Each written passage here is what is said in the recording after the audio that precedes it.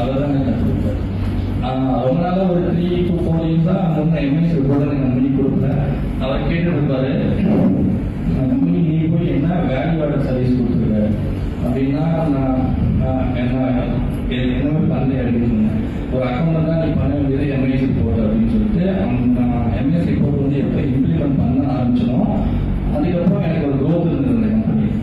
அது வந்து எப்படி பண்ணணுன்றது பாலாஜி தான் எனக்கு சொல்லிக் கொடுத்தாரு.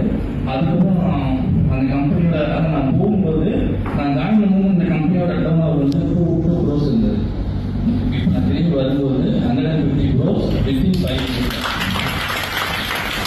அதுக்கு மேக்ஸிமம் என்னென்ன இன்புட்ஸ் எல்லாம் கொடுத்துருப்பாங்கன்னா மேக்ஸிமம் 90% ஆஃப் தி இன்புட்ஸ் வந்து மணிமாறன் சார் தான் கொடுத்தாரு. அவங்க அந்த கம்பெனியில் வந்து நிறையா ஃபண்ட்ஸ் வந்து அவங்க வந்து ஐடியாவில் வச்சுருப்பாங்க. நான் போய் கூட அதை வந்து ஐடியா பண்ணுறேன்.